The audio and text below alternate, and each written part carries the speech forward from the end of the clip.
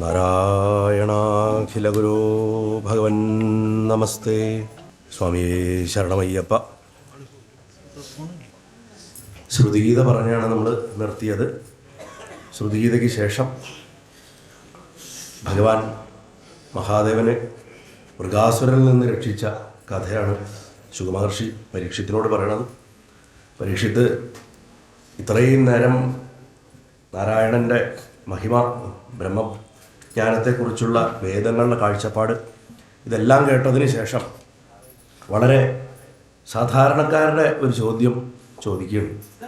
അതെന്താ ചോദിക്കണമെന്ന് വെച്ചാൽ, ത്യാഗമൂർത്തിയായിട്ടുള്ള മഹാദേവൻ, ഒന്നും തൻ്റേതാണെന്ന് പറഞ്ഞിട്ട് സ്വീകരിക്കാത്ത മഹാദേവൻ, എല്ലാം ഉപേക്ഷിക്കണ ഭഗവാനെ പൂജിക്കുന്ന ആൾക്കാർ സാധാരണഗതിയിൽ ധനികന്മാരായിട്ട് കാണുന്നു. കുബേരൻ പോലും ശിവഭക്തനാണ്. കുബേരൻ വിഷ്ണുഭക്തനല്ല. ലോകത്തിലെ ഏറ്റവും വലിയ കാശുകാരൻ എന്ന് പറഞ്ഞ കുബേരനാണ്. അപ്പോൾ ശിവഭക്തന്മാരൊക്കെ ധനികരായിട്ട് കാണുന്നു, സുഖഭോഗങ്ങൾ അനുഭവിക്കുന്നവരായിട്ട് കാണുന്നു. ശിവനാണെങ്കിൽ ഇതൊന്നും ഇല്ലാത്തൊരാളാണ്. സർവസമ്പൽ ദേവതയായിട്ടുള്ള മഹാലക്ഷ്മിയുടെ ഭർത്താവായിട്ടുള്ള ശ്രീഹരിയെ സേവിക്കുന്നവർ അങ്ങനെ കാണുന്നില്ല. വിഷ്ണുവിനെ സേവിക്കുന്നവർക്കൊക്കെ ദാരിദ്ര്യമാണ്. ഇതിൻ്റെ വൈരുദ്ധ്യത്തിന് കാരണം എന്താണ് എന്ന് ചോദിക്കുന്നു ആ കാലത്ത്. അപ്പോൾ ശുകമഹർഷി പറയുക, മഹാദേവൻ നിത്യാനന്ദ സ്വരൂപനാണ്. പക്ഷെ ശക്തി അഥവാ പ്രകൃതിയോട് കൂടിയിട്ട് സ്ഥിതി ചെയ്യുന്നത് കൊണ്ട് ഈ പ്രകൃതിയുടെ ഗുണങ്ങളായിട്ടുള്ള സത്വ രജസ് തമോ ഗുണങ്ങൾക്കനുസരിച്ചിട്ടുള്ള 3 ഫലങ്ങളെയും ഭഗവാൻ കൊടുക്കുന്നു. ഇതാണ് ഞാൻ കഴിഞ്ഞ ദിവസങ്ങളിൽ പറഞ്ഞത്. ഭഗവാൻ ഒറ്റയ്ക്ക് ഇരിക്കുകയാണെങ്കിൽ ഒന്നും കിട്ടില്ല. അമ്മയാണ്, വരൂ നമുക്ക് പോവാം മക്കളുടെ അടുത്ത് എന്ന് പറഞ്ഞിട്ട് വിളിച്ചുകൊണ്ട് വരണത് ഭഗവാനെ. അങ്ങനെ വരുമ്പോൾ ഭഗവാൻ ഫലദായകനാണ്. ഭഗവാനെ കേവല സ്വരൂപമായിട്ട് ആരാധിച്ചാൽ കിട്ടില്ല. ഇപ്പം പഴയ കാലത്ത് ഏറ്റുമാനൂർ അമ്പലത്തിൽ ശുദ്ധപഞ്ചാക്ഷരായിരുന്നു അത്രേ. അന്ന് ഭഗവാൻ ഒരു വെട്ടി പൊട്ടിച്ച റെസ്പോണ്ട് ചെയ്യില്ല എന്ന് പറഞ്ഞ മാതിരി അത്ര ഇരുന്നിരുന്നത്. ദേവി വന്നു ശക്തി പഞ്ചാക്ഷരായപ്പോൾ ഫലദായകനായി. അതിൽ പിന്നീട് അഘോരത്തെയും ശരഭത്തെയും ഒക്കെ ഉപാസകർ ചേർത്തപ്പോഴാണ് ഇന്നത്തെ ഏറ്റുമാനൂരപ്പനായിട്ട് മാറണമെന്നാണ് പറയുക. അപ്പം ഭഗവാനെ നമുക്ക് എന്താ പറയുക, ഫലദായകനാക്കി തരുന്നത് പ്രകൃതിയോടുള്ള സംബന്ധം കൊണ്ടാണെന്ന് ശുകമഹർഷി വ്യക്തമായിട്ട് പറഞ്ഞു തരുന്നു. ഇതുതന്നെയാണ് ചില ശിവക്ഷേത്രങ്ങളിലെ ശിവൻ വളരെ എന്താ പറയുക ഇനേർട്ടായിട്ടും മറ്റു ചില ശിവക്ഷേത്രങ്ങളിൽ ക്ഷിപ്രഫലദായകനായിട്ടൊക്കെ ഇരിക്കണതിൻ്റെ കാരണം. എന്നിട്ട് പറയുക, സത്വഗുണ സമ്പൂർണൻ എന്നുള്ള നിലയ്ക്ക് ഭഗവാനെ അറിഞ്ഞ് ഭജിച്ചാൽ ഭഗവാൻ കൈവല്യം മോക്ഷം കൊടുക്കും. രജോ ഗുണത്തിന് അനുസൃതമായിട്ട് ഭജിച്ചാൽ ഐഹികമായിട്ടുള്ള സുഖഭോഗങ്ങളൊക്കെ കിട്ടും. സത്വഗുണത്തിൽ പൂജിക്കുക എന്ന് പറഞ്ഞാൽ ധ്യാനിക്കണം. അത് ചെയ്യണവർക്ക് മോക്ഷ. ശിവനെ ധ്യാനിച്ച് ഉപാസിക്കുന്നവർക്ക്, ശിവനെ പൂജിച്ച് ഉപാസിക്കുന്നവർക്ക് രാവണൻ്റെയൊക്കെ അവസ്ഥയാണ്. എല്ലാ ഭോഗങ്ങളും ഐശ്വര്യങ്ങളും ഒക്കെ കൊടുക്കും. തമോ ഗുണമായിട്ട് പൂജിക്കുന്നവർക്ക് വീരത ഇതൊക്കെ കിട്ടും. ഇപ്പോൾ കാലഭൈരവൻ്റെയൊക്കെ ഭാവത്തിൽ ഭഗവാനെ പൂജിക്കുന്നവരില്ലേ രൗദ്രമായിട്ട് ഭാഗങ്ങൾ അങ്ങനെ. എന്നാൽ നാരായണൻ ഗുണാതീതനാണ്. അദ്ദേഹത്തിന് ക്ഷരം അക്ഷരം, നശിക്കുന്നത് നശിക്കാത്തത്, അക്ഷരച്ച നശിക്കാത്തത്, അങ്ങനെ ആ ഭാവങ്ങൾക്കൊക്കെ അതീതമായിട്ടുള്ള പുരുഷോത്തമനാണ്. അതുകൊണ്ട് ശ്രീഹരിയെ ഭജിക്കണവർ സ്വാഭാവികമായിട്ടും ഗുണങ്ങളില്ലാത്തവരായി തീരും. അവർക്കൊന്നും ആവശ്യം വരില്ല. അങ്ങയുടെ സംശയം പണ്ട് യുധിഷ്ഠിരൻ, അങ്ങയുടെ മുത്തച്ഛൻ കൃഷ്ണനോട് തന്നെ ചോദിച്ചാണെന്നത്. അതെന്താ വിഷ്ണുവിനെ ഉപാസിക്കുന്നവർക്ക് ഇങ്ങനെയും മഹാദേവനെ ഉപാസിക്കുന്നവർക്ക് അങ്ങനെയെന്ന് ചോദിച്ചു അത്രേ യുധിഷ്ഠിരൻ ഭഗവാനോട്. അപ്പോൾ ഭഗവാൻ പറഞ്ഞു, വിഷയങ്ങളൊക്കെ ദുഃഖം ഉണ്ടാക്കണതാണ്, ഉപേക്ഷിക്കേണ്ടതാണെന്നുള്ള വിവേകത്തോട് കൂടിയിട്ട് എന്നെ സേവിക്കണ ഏതൊരു ഭക്തനെ ഞാൻ അനുഗ്രഹിക്കണം എന്ന് വിചാരിച്ചാൽ, അത് ഭഗവാനെ ആരാധിച്ചതുകൊണ്ട് നിങ്ങളുടെ ധനവും ബന്ധങ്ങളൊന്നും നഷ്ടപ്പെടില്ല. എനിക്ക് മോക്ഷം വേണം എന്നുള്ള ആഗ്രഹത്തോടു കൂടിയിട്ട് ഗുരുവായൂരപ്പനെ ഭജിച്ചാൽ ഗുരുവായൂരപ്പൻ നിങ്ങളുടെ സർവസ്വം നിങ്ങൾ കരുതണ എല്ലാറ്റിനും എടുത്തിരിക്കും. ധനത്തിനെ അപഹരിക്കും, ബന്ധങ്ങളെ അപഹരിക്കും, സകല നിങ്ങളെ ഒറ്റയ്ക്കാക്കും. ആ ഒറ്റയ്ക്കാക്കിയിട്ട് തന്നിൽ ചേർക്കും. പക്ഷെ ആ ഭാവം അങ്ങനെ ആവണം. അങ്ങനെ ആകുമ്പോഴാണ്. ഇപ്പോൾ നമ്മൾ ഭാഗവതത്തിൻ്റെ ഏറ്റവും വിഖ്യാതമായിട്ടുള്ളൊരു വ്യാഖ്യാനമാണ് കൊല്ലങ്കോട് പണ്ഡിറ്റ് ഗോപാലൻ നായരുടെ. ഗുരുവായൂർ ദേവസ്വം 8 വോളിയായിട്ട് ഇറക്കുന്നുണ്ട്. ഗോപാലൻ നായർ ഒരു പരമഭാഗവതനായിരുന്നു. അദ്ദേഹം ഗുരുവായൂർ ക്ഷേത്രത്തിൽ ആദ്യമായിട്ട് സപ്താഹം നടത്തിയ ആദ്യത്തെ അബ്രാഹ്മണനാണ്. അദ്ദേഹത്തിന് പക്ഷേ കൂത്തമ്പലത്തിലിരുന്ന് വായിക്കാൻ പോലും സമ്മതിച്ചിരുന്നില്ല. അദ്ദേഹം ആ നമ്മൾ ഇന്ന് അയ്യപ്പൻ്റെ അവിടെ നിന്ന് നേരെ കാണുന്ന ആ വളവിൻ്റെ അവിടെ കോർണറിൽ ഇരുന്നിട്ടാണ് സപ്താഹം നടത്തിയിരുന്ന ആൾക്കാർ നിലത്തിരുന്ന് കേൾക്കും, തുറന്നിട്ട് ഇങ്ങനെ പ്രദക്ഷിണമൊക്കെ നടക്കണു. എല്ലാ ബഹളങ്ങളുടെ ഇടയിലാണ് അദ്ദേഹം ചെയ്തിരുന്നത്. ആ മഹാത്മാവ് അത്രയും സമർപ്പിതനായിരുന്നു, മാഷായിരുന്നു. നമ്മൾ കഴിഞ്ഞ ഒരു 100 കൊല്ലത്തിൻ്റെ ഉള്ളിൽ ഉണ്ടായിട്ടുള്ള ആളല്ലേ ഇതൊക്കെ. അദ്ദേഹത്തിൻ്റെ ഭാര്യ പോയി, മകൻ പോയി, എല്ലാം അദ്ദേഹത്തിന് പ്രിയപ്പെട്ട. മകൻ വളരെ ചെറുപ്പത്തിലാണ് മരിക്കുന്നത്. എൻ്റെ ഓർമ്മ പറഞ്ഞാണെങ്കിൽ 18 വയസ്സോ അങ്ങനെ എന്തോ.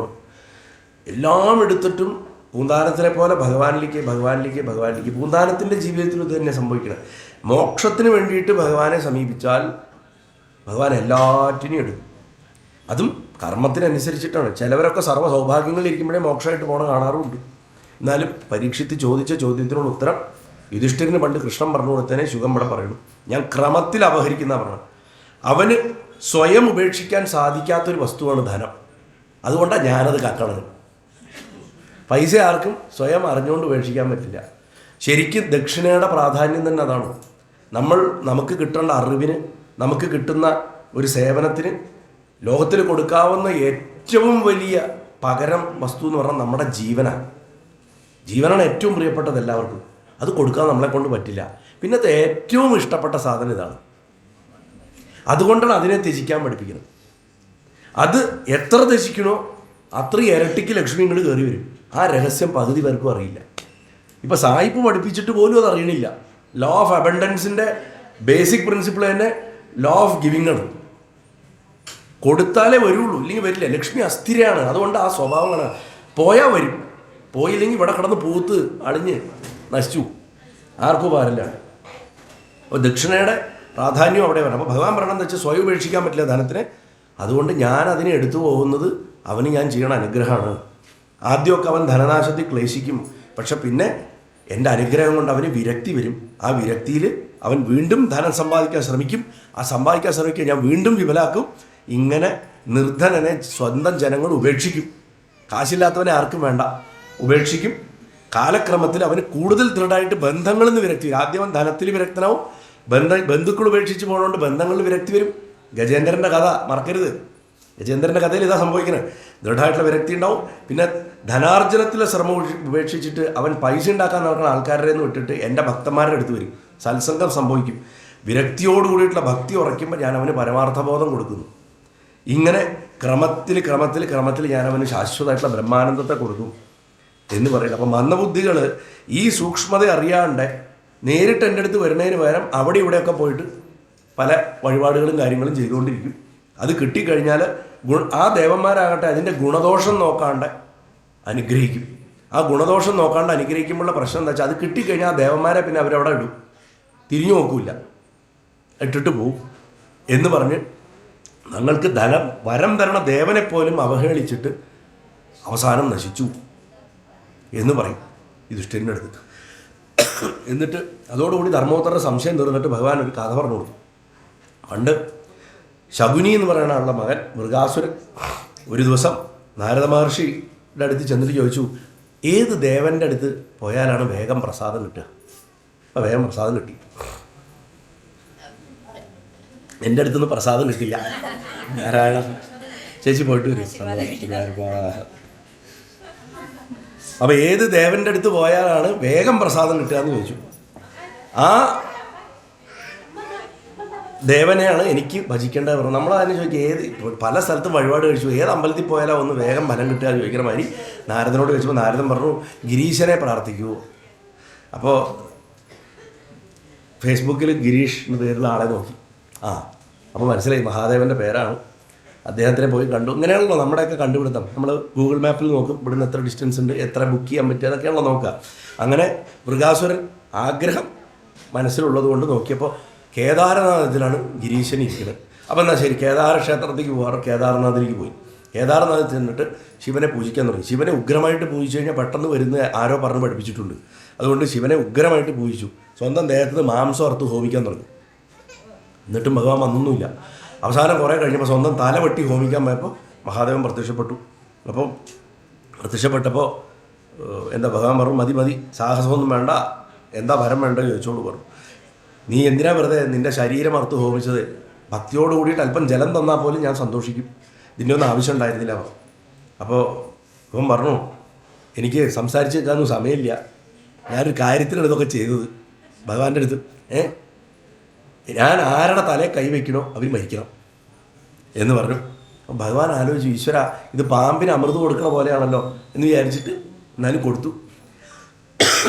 ഉടനെ അവന് തോന്നിയത്രേ, ഈ കയ്യെ ശിവന്റെ തലയെ വെച്ചിട്ട് ശിവനെ നശിപ്പിച്ചു കഴിഞ്ഞാൽ അമ്മയെ തട്ടിയെടുക്കാമല്ലോ, അമ്മയെ തട്ടിയെടുക്കാമെന്ന് വിചാരിച്ചു. എന്നിട്ട് ഭഗവാന്റെ ശിരസിൽ വെക്കാൻ പോയി. അപ്പോൾ വരം കൊടുത്തവൻ തന്നെ വധിക്കാൻ വരണ കണ്ടിട്ട് ഇനി ഇവനെ ഞാൻ എങ്ങനെ കൊല്ലുന്ന ആലോചിച്ചിട്ട് ഭഗവാൻ ഭീതനായിട്ട് 4 ദിക്കിലേക്ക് ഓടി. നമ്മളിത് കഥയുടെ അർത്ഥത്തിലെടുക്കുക, ഇത് ആത്മാവിന് സംഭവിക്കുന്നൊരു പ്രശ്നമാണ്. ആത്മാവ് പടക്കേണ്ട അവസ്ഥ വരികയാണ്.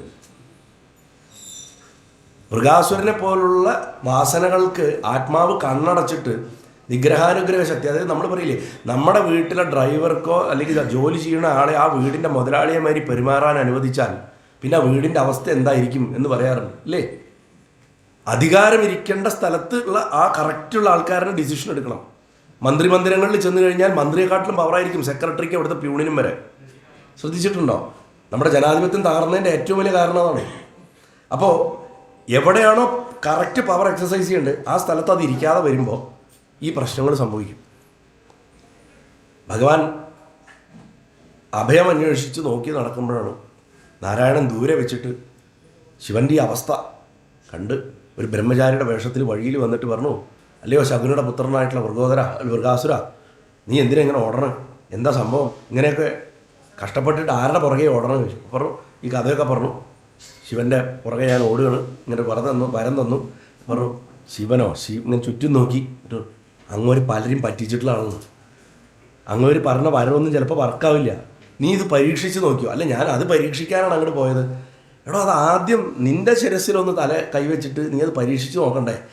സപ്പോസ് വർക്കായില്ലെങ്കിൽ നിനക്ക് ശിവനെ കൊല്ലാമല്ലോ, ഞാൻ പറഞ്ഞു തരാം എവിടെയാണെന്ന്. അപ്പം ഈ മണ്ടൻ സ്വന്തം കൈയെടുത്ത് തലയിൽ വെച്ച് നോക്കി, അവൻ അപ്പം തന്നെ ഭസ്മമായിപ്പോയി. ഈ ശൂർപ്പകൻ്റെ കഥയിലും ഇതേപോലെ തന്നെ അയ്യപ്പചരിതത്തിൽ ഇതേപോലൊരു കഥ വരും. അവിടെയും ഭഗവാൻ മോഹിനിയുടെ വേഷത്തിൽ വന്ന് പന്ത് കളിച്ചിട്ട് അത് അവസാനം നൃത്തമായിട്ട് ഇങ്ങനെ കളിച്ചിട്ട് ദേവി ഇങ്ങനെ കൈവയ്ക്കുമ്പോൾ അവനും ഇങ്ങനെ ഇട്ടും അവൻ പോവും, കത്തിപ്പോവും. അത് അയ്യപ്പചരിതത്തിലുള്ളതാണ്. അപ്പോൾ ഈ വിദ്യ ഭഗവാൻ സ്ഥിരമായിട്ട് പലരിലും പ്രയോഗിച്ചിട്ടുള്ള വിദ്യയാണ്. അത് നശിച്ചു. അങ്ങനെ ഭഗവാന്റെ അടുത്ത് നിന്നിട്ട്, മഹാദേവ, ഇങ്ങനെയുള്ള ദ്രോഹി സ്വന്തം പാപം കൊണ്ടാണ് നശിച്ചത്. അങ്ങയുടെ പാദഭക്തന്മാരെ ദ്രോഹിച്ചാൽ കൂടെ സർവനാശം വരും. ഇത് എല്ലാ വൈഷ്ണവ പ്രവരന്മാരും കേൾക്കേണ്ടതാണ്. ഗുരുവായൂരപ്പൻ പറയണതാണ്, ശിവനെയോ ശിവന്റെ ഭക്തരെയോ ദ്രോഹിക്കുന്നവരെ സർവനാശമാണ് കാത്തിരിക്കുന്നത്. പക്ഷെ ഇത് നമ്മൾ മലയാളി കേരളത്തിലല്ലാണ്ട് ആരും പഠിച്ചിരുന്നില്ല. കേരളത്തിൻ്റെ പുറത്ത് കിടന്ന ഈ ശൈവ വൈഷ്ണവ വിരോധത്തിൻ്റെ പരമകാഷ്ഠയായിരുന്നു ഒരു കാലഘട്ടത്തിൽ. സങ്കടമാണത്. ചിദംബരം ക്ഷേത്രത്തിലൊക്കെ ഇങ്ങനത്തെ പ്രശ്നങ്ങൾ ഉണ്ടായിട്ട് ചിദംബരം അമ്പലം വിഷ്ണുവിൻ്റെ ആണ് എന്ന് വരുത്തി ചിദംബരം അമ്പലം പിടിച്ചെടുക്കാൻ 18-ാം നൂറ്റാണ്ടിൽ ഒരു ശ്രമം നടന്നിരുന്നു.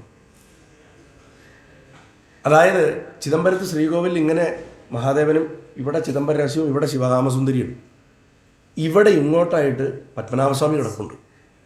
ആ ദശാവതാര സിനിമയെ കാണുന്നില്ലേ, അതാ വിഗ്രഹം. പക്ഷെ അതിനെ കുത്തി ഇളക്കിയിട്ടൊന്നുമില്ല. അവിടുത്തെ അടി സഹിക്കാൻ പറ്റാണ്ടായപ്പോൾ കുലോത്തുംഗ ചോളൻ അവിടുത്തെ ഉത്സവ വിഗ്രഹത്തിനെടുത്ത് കടലിലെറിഞ്ഞു.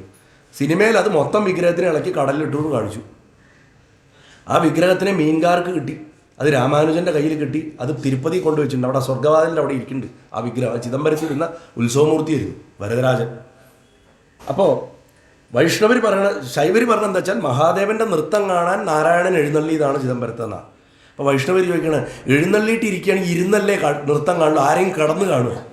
അപ്പോൾ അവിടെ ആദ്യം വന്ന് കടന്നത് ഭഗവാനാണ്. മൂപ്പരെ സന്തോഷിപ്പിക്കാൻ ശിവൻ വന്ന് ഡാൻസ് കളിച്ചാണ്. ഇത് പറഞ്ഞിട്ട് ഇവരുടെ അടി. അപ്പോൾ എത്ര അല്പത്തരാണെന്ന് ആലോചിച്ച് നോക്കൂ. നമ്മൾ ഭാഗ്യത്തിൽ പരശുരാമൻ്റെ പാരമ്പര്യത്തിൽ ജനിച്ചവരായതുകൊണ്ട് വിഷ്ണുവിൻ്റെ അവതാരം, ശിവൻ്റെ ശിഷ്യൻ, ദേവിയുടെ ഉപാസകൻ. അതുകൊണ്ട് നമുക്ക് ഈ ഭേദഭാവം ഇല്ല മലയാളിക്ക്. അത് നമ്മളിന്ന് മറന്നെങ്കിലും നമുക്ക് രാഷ്ട്രീയത്തിലാണ് ഇപ്പോൾ ഭേദഭാവം മുഴുവൻ. അപ്പോൾ ഈ വാഗ്വാദം മൂർച്ഛിച്ചിട്ട് ഒരു നാടുവാഴി ആ പ്രദേശത്തിൻ്റെ ഭരണത്തിൽ ആർക്കോട്ട് നവാബിൻ്റെ കീഴിലൊരു ഭരണാധികാരി അതിൻ്റെ കീഴിൽ വന്നപ്പോൾ ഇയാൾ അങ്ങോട്ട് കൽപ്പിച്ചു, ഇത് വൈഷ്ണവരുടെ അമ്പലം. ദീക്ഷിതന്മാരെയൊക്കെ പിടിച്ച് പുറത്താക്കാൻ തുടങ്ങി. 370ഓളം ദീക്ഷിതന്മാരുടെ ഭഗ്നിമാർ, സ്ത്രീകൾ, നമ്മൾ ഈ കറിയെ കളക്കണ തവിയില്ലേ, കയ്യിൽ അതിൻ്റെ തലഭാഗം പൊട്ടിച്ചിട്ട്, ആ കുഴിഞ്ഞ ഭാഗം പൊട്ടിച്ച് കളഞ്ഞിട്ട് ചിദംബരം ക്ഷേത്രത്തിൻ്റെ ഗോപുരത്തിൻ്റെ മുകളിൽ കയറിയിട്ട് കഴുത്ത് കീറിയിട്ട് ചാടി. എല്ലാവരും മരിച്ചു. ശിവന് വേണ്ടി മരിച്ചു എല്ലാവരും. സ്ത്രീകൾ 370ഓളം സ്ത്രീകളെ മരിച്ചു. അത് ബ്രിട്ടീഷ് ഗവൺമെൻറ് എന്ന് ശ്രദ്ധിച്ചു. അവർ ആർക്കോട്ട് നവാബിനോട് എക്സ്പ്ലനേഷൻ ചോദിച്ചു, ഇത് എന്താ എന്ന് ചോദിച്ചു, ജനോസൈഡ്, ഇത് എന്താ സംഭവിച്ചു. നവാബിന് ഉത്തരം കൊടുക്കാൻ പറ്റിയില്ല. ആർമി വന്ന്, ഇംഗ്ലീഷ് പട്ടാളം വന്നിട്ട് ചിദംബരം ക്ഷേത്രം ഏറ്റെടുത്ത് അവർ പൂട്ടി സീല് വെച്ചു. സീല് വെച്ചതിന് ശേഷമുള്ള അന്വേഷണത്തിൽ ഇങ്ങനെയൊക്കെ ഉണ്ടായതെന്ന് മനസ്സിലായിട്ട് അത് ശൈവർക്ക്, ദീക്ഷിതർമാർക്ക് തിരിച്ചു കൊടുത്തിട്ടാണ് ഇന്നും ചിദംബരം ക്ഷേത്രമായിട്ട് തിരിക്കുന്നത്. ഇങ്ങനെയൊക്കെ ഉണ്ടായിട്ടുണ്ട്. ഞാനിത് പറഞ്ഞതെന്താ വെച്ചാൽ അത്ര വൃത്തികേടാണ്.